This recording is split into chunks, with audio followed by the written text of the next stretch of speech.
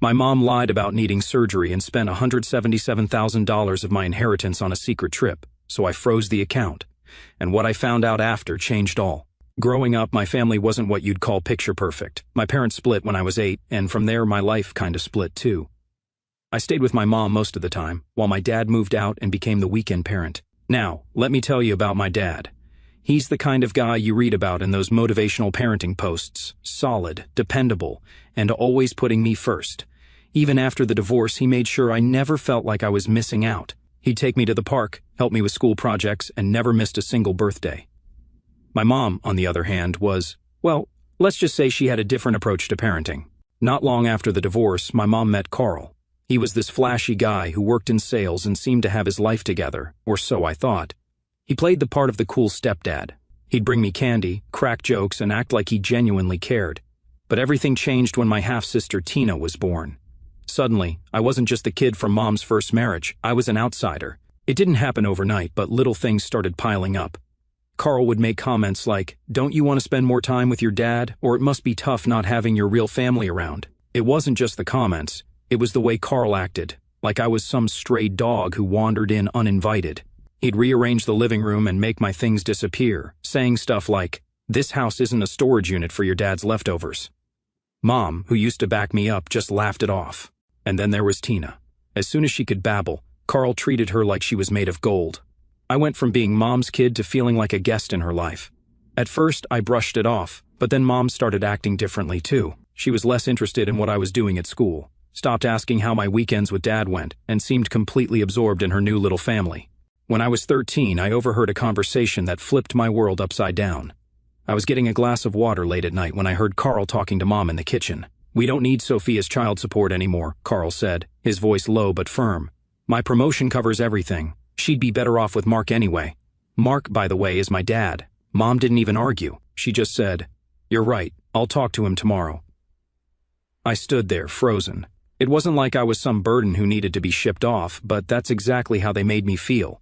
The next day, Mom sat me down with this fake sympathetic smile and said, "Sweetie, we've been thinking, and we believe you'd have more opportunities living with your dad full-time. It's what's best for you." Translation, we don't need you anymore. So, I packed my things and moved in with Dad, and you know what? It turned out to be the best thing that ever happened to me. My dad didn't just take me in, he made me feel like I belonged. He gave me the bigger bedroom in his apartment, painted it my favorite color, and even let me pick out new furniture. He didn't pry into why I was moving in or make me feel awkward about it. He just said, "This is your home now." From that point on, it was me and Dad against the world.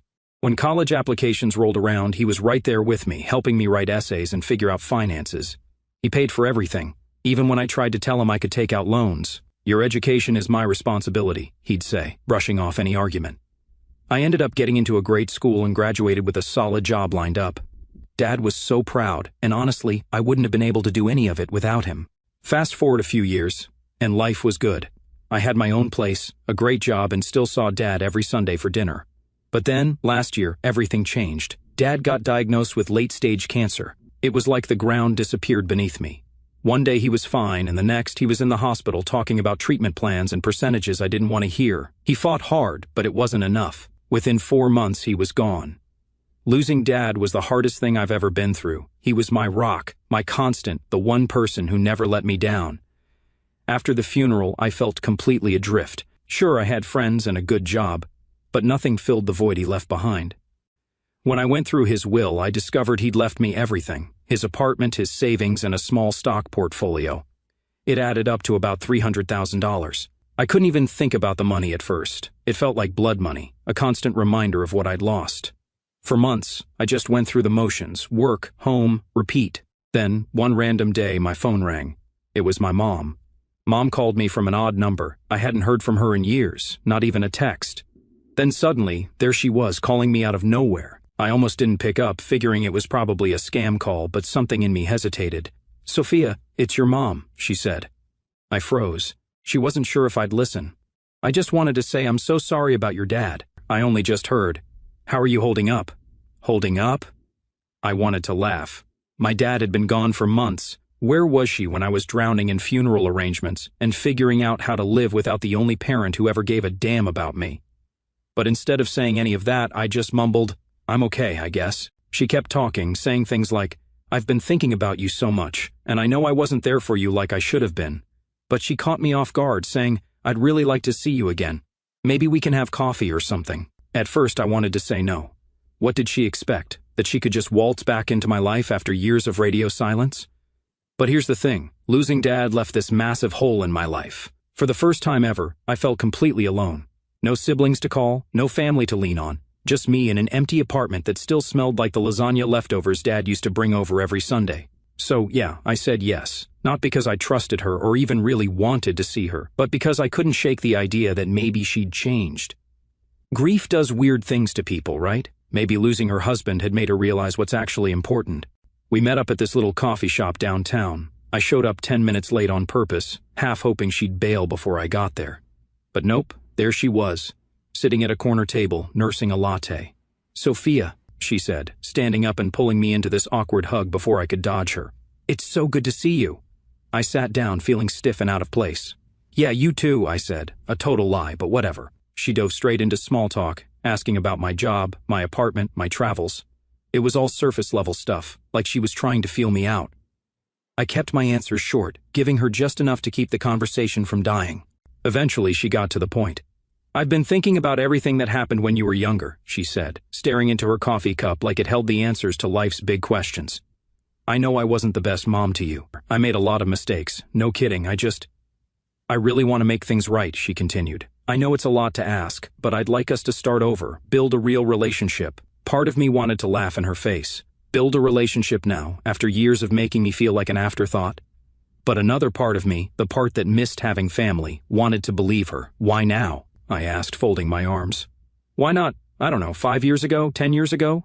She sighed, looking down at her coffee. "Because I was selfish, Sophia. I was wrapped up in my own life and didn't realize how much I was missing.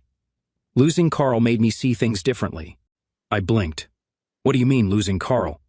She looked up at me, her expression a mix of sadness and hesitation. "He passed away a few months ago. Heart attack." I stared at her, completely blindsided. Carl, the man who'd made me feel like I didn't belong in my own home, the one who'd convinced her to send me to live with Dad, was dead, and this was the first I was hearing of it. Why didn't you tell me?" I asked. "I didn't think you'd care," she said quietly, like that was supposed to make it better. "But after he was gone, it made me realize how much time I've wasted, how much I've lost." I sat there, trying to process. It wasn't like I'd ever liked Carl, but hearing that he was gone hit me in a weird way. I wanted to feel bad for her. But another part of me, the part that remembered how easily she'd cast me aside for his sake, couldn't muster much sympathy. "I know I can't make up for the past," she continued, her voice cracking just slightly. "But I want to try, if you'll let me."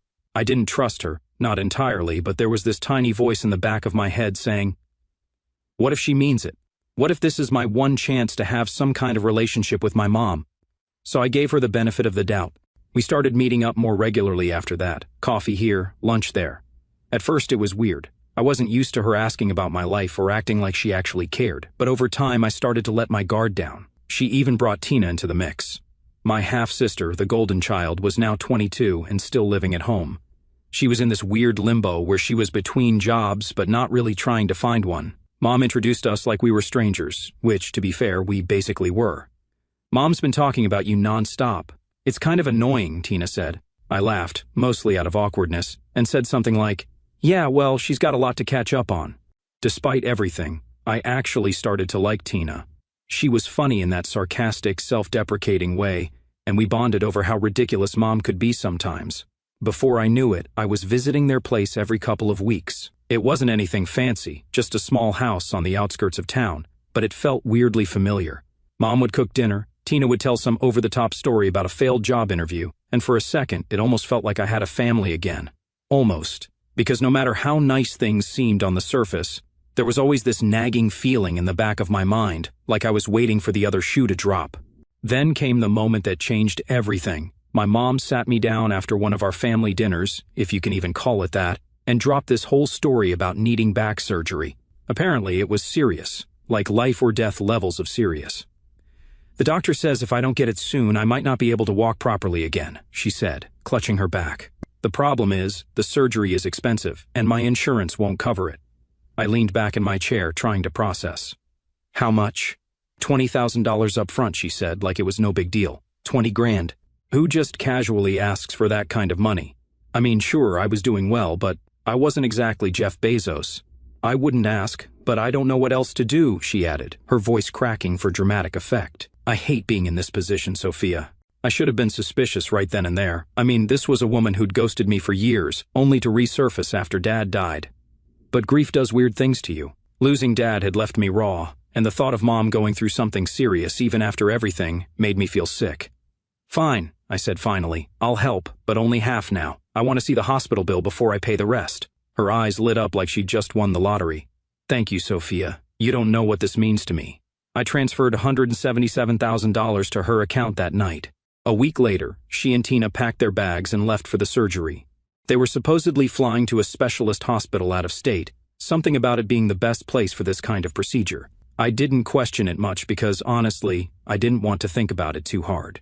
Part of me wanted to trust her, to believe that this time she was being honest, even though a little voice in my head kept whispering. Something doesn't feel right. For the first couple of days, I checked in. How's it going? I texted. Mom replied with the usual, it's a process. Lots of tests first. The surgery is tomorrow. I'll keep you updated. Fair enough. I wasn't expecting hourly updates or anything, so I let it slide. I told myself to stop overthinking it. She was my mom after all, and this was serious. But that nagging feeling in the back of my mind didn't go away. Then Christmas rolled around, and things started to feel off. I was scrolling through Instagram, half watching a cheesy holiday movie, when I got a DM from my friend Rachel. She's the type of friend who's got all the news, so when I saw her name on the screen, I knew she was up to something. Hey, I thought your mom was having surgery. Check this out. Attached was a screenshot of Tina's latest Instagram story, and let me tell you, it wasn't exactly what I was expecting. Instead of a hospital room or a recovery selfie, it was a picture of Tina posing in front of the Eiffel Tower. I stared at my phone, thinking maybe it was some kind of glitch or an old photo she'd reposted, but nope, the timestamp was clear, posted 10 minutes ago. What the hell? I clicked through her stories, my stomach tightening with every swipe. There was Tina shopping at a designer boutique, posing with Mom in front of some Christmas market in Paris. Paris, not exactly known for its groundbreaking back surgery. At first, I didn't want to believe it. Maybe there was some explanation. Maybe they had a layover in Paris and decided to stretch their legs. Yeah, I know it sounds stupid now, but I was grasping at straws. But as the hours went on, more stories popped up. There was Tina flaunting a Louis Vuitton shopping bag, Mom smiling in front of a 5-star hotel. Even a group photo with my Aunt Karen and cousin Emma, who I didn't even know were involved in this whole thing. By Christmas morning, the denial was gone. This wasn't a layover, this was a full-blown vacation, and I'd just financed it. I called Mom that morning, trying to keep my voice steady. Hey, just checking in. How's recovery going? Oh, sweetie, she said, her tone all syrupy. It's going great. The doctor said the surgery was a success. I'm starting physical therapy tomorrow. Physical therapy tomorrow? What was she planning to do? Squats in front of the Louvre? That's good to hear, I said, gritting my teeth. Where are you staying? The hospital or a hotel? Oh, the hospital has this partnership with a recovery center, she said quickly. It's very comfortable. Comfortable. Yeah, I bet. Probably has a mini bar and room service too. I wanted to blow up right then and there, but something stopped me. Maybe it was shock, or maybe I just needed to hear her lie one more time to really let it sink in. Over the next few days, I played along. I kept texting her, asking for updates, and she kept feeding me the same garbage. The therapist says I'm progressing faster than expected. They're so impressed with my recovery. Meanwhile, Tina was still posting non-stop. By now, she'd moved on to flexing their meals, plates of food that looked more expensive than my monthly rent. At one point, Rachel texted me again, "Did you see this?" It was a photo of Mom and Tina lounging by a pool at what looked like a private villa. The caption read, "Living our best lives. Blessed." Yeah, blessed. Courtesy of my $177,000. At that point, I knew I couldn't let it slide. I started digging. I called the hospital Mom had supposedly gone to. After being transferred 3 times, I finally got someone on the phone who confirmed what I already knew. No record of her. Then I checked the flight details she'd sent me. Sure enough, they matched a trip to Paris, not to some specialist hospital out of state. The final nail in the coffin was a message from my cousin Emma. "Thanks for covering the villa," she wrote. "This place is amazing." I stared at the screen, my blood boiling. Villa? Since when was I covering a villa? That night I made my decision. I froze the account I had set up for the second payment. Then I sent Mom one last text. "I know you're not at a hospital. Don't contact me again." Her response came within minutes. Sophia, it's not what you think. Please let me explain. But I wasn't interested in explanations. However, my mom and Tina aren't the type to let things slide, not when there's more chaos to stir up. A few days after New Year's, my phone buzzed with a text from a number I didn't recognize. Sophia, it's your mother. Please, we need to talk. It's urgent. Classic. Even when blocked, she found a way to weasel through. Urgent? Sure, because everything with her is a crisis when it doesn't go her way. I stared at the message for a second before tossing my phone on the couch. Yeah, not happening. Over the next week, I got calls from random numbers, emails from throwaway accounts, even a couple of Facebook messages from Tina. They all had the same vibe. We need to clear the air. You don't understand the whole story. Please, unblock us. What was there to clear up? I'd caught them red-handed sipping espresso in Paris with my money. There wasn't exactly a lot of gray area here. But then things got weirder. One day, while I was at work, my phone buzzed with a notification. It was an email, and the subject line read, "Urgent hospital bill attached." I opened it, and sure enough, there was an attachment labeled invoice.pdf. When I opened it, I had to fight the urge to roll my eyes into the next dimension. It was the most obvious forgery I'd ever seen. The hospital logo was blurry and stretched, like they'd copied it off a Google image search. The address wasn't even for a hospital. It was for some random medical supply store in California. Oh, and let's not forget the pièce de résistance. The payment details section listed my mom's personal bank account. Seriously? This was their big play. A fake invoice that looked like it had been thrown together in Microsoft Paint? I decided to call them out, but not directly.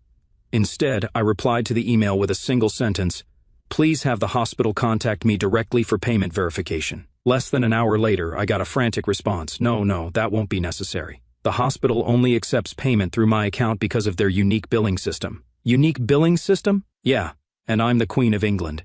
I didn't reply. That weekend, I got another surprise, this time from my cousin Emma.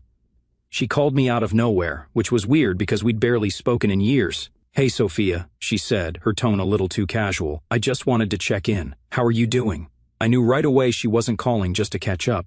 "What's up, Emma?" "Well, I was just wondering if you've talked to Aunt Linda recently," she said, referring to my mom. I sighed. "Nope, and I'm not planning to."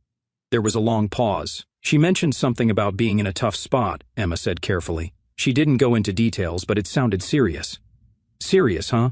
Like not being able to pay for her villa rental or maybe struggling to cover her Louis Vuitton addiction? I didn't say any of that, though. I just told Emma she made her choices. It's not my problem anymore. The next week, the desperation hit a new level. Tina kept posting on social media about how their wealthy relative had abandoned them in a foreign country after promising to help. She didn't name me outright, but it was obvious who she was talking about. One post had a picture of her and my mom sitting on their luggage at an airport, looking all sad and defeated. The caption read, "We trusted someone, and they left us stranded. Never again." I wanted to post the receipts, the fake hospital bill, the Paris vacation photos, everything. But I knew it wasn't worth it. Engaging with their pity party would only make me look bad. Instead, I just screenshot everything and saved it for later. A few days after that, Rachel called me with another update.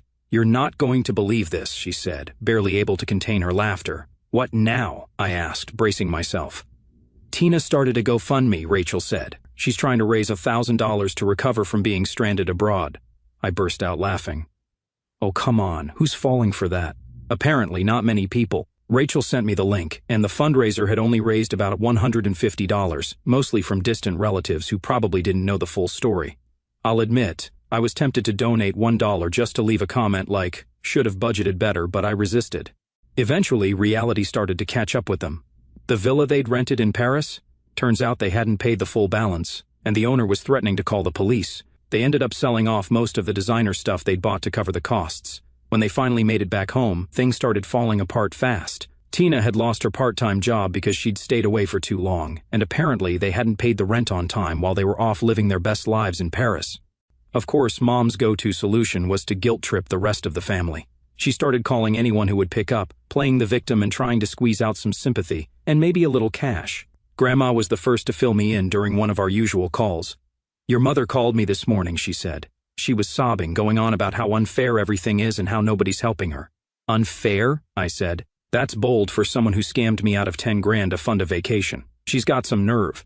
Grandma replied, "Don't worry, I didn't give her anything. I told her she made this mess and needs to clean it up herself." I sighed.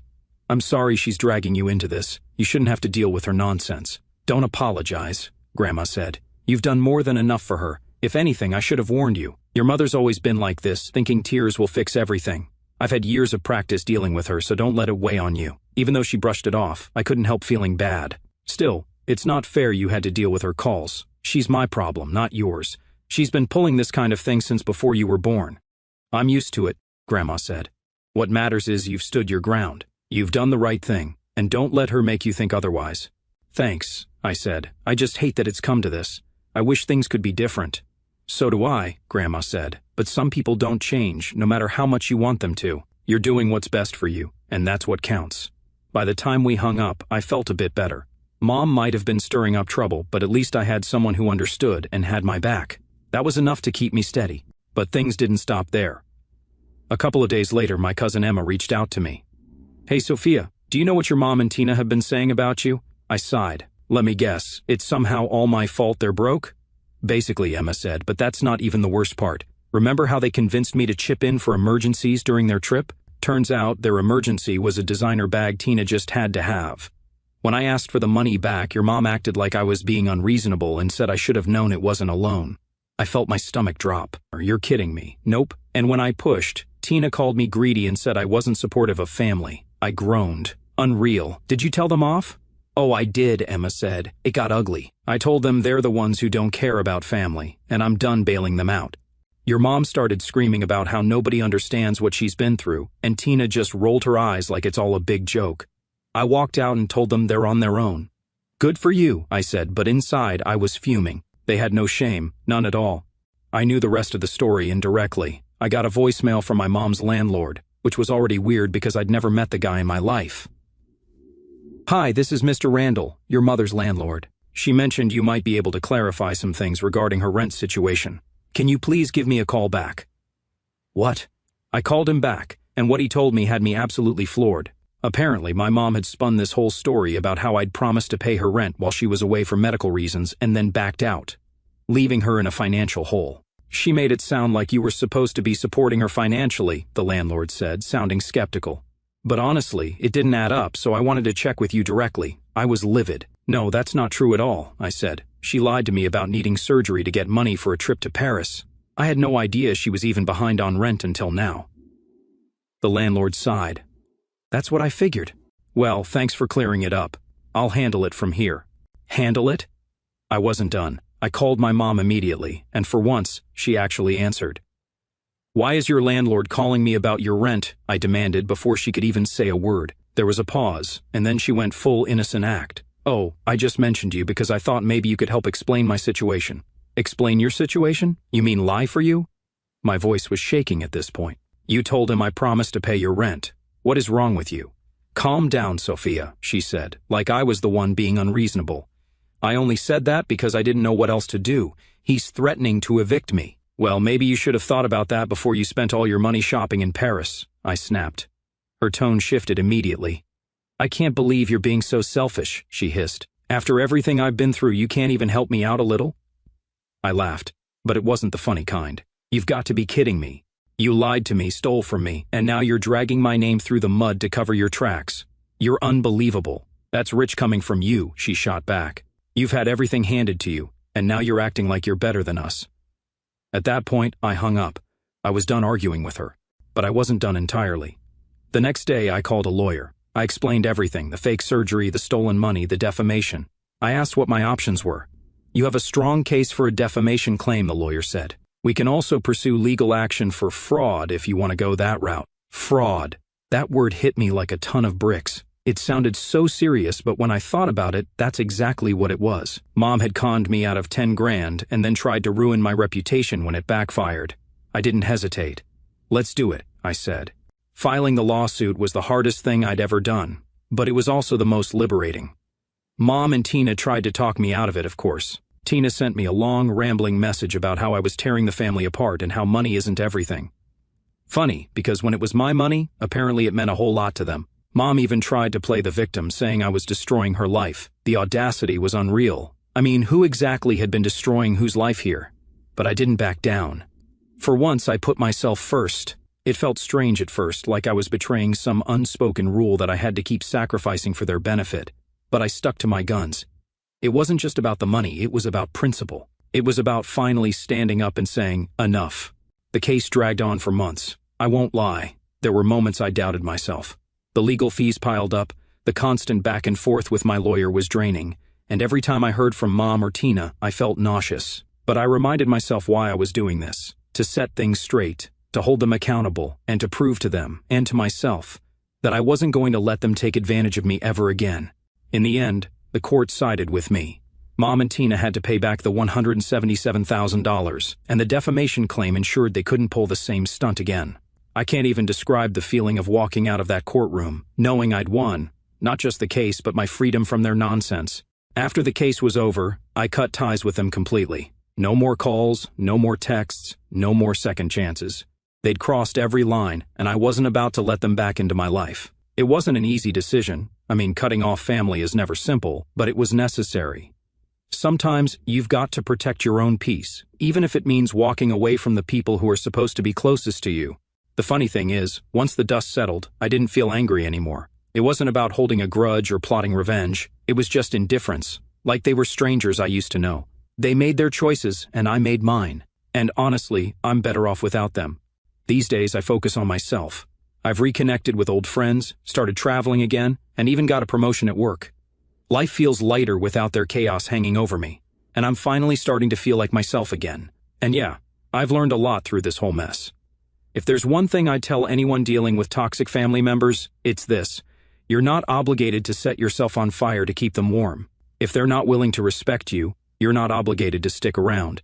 You owe it to yourself to walk away, even if it feels like the hardest thing in the world. So, yeah, that's the story. It's messy, it's ridiculous, but it's mine. If you've ever dealt with entitled family members, you get it. Sometimes the best thing you can do is walk away and let them deal with the fallout on their own. Life's too short to keep waiting for people to change when you already know they won't. Anyway, thanks for reading if you made it this far. I hope this gives someone out there the courage to put themselves first for once. Trust me, it's worth it.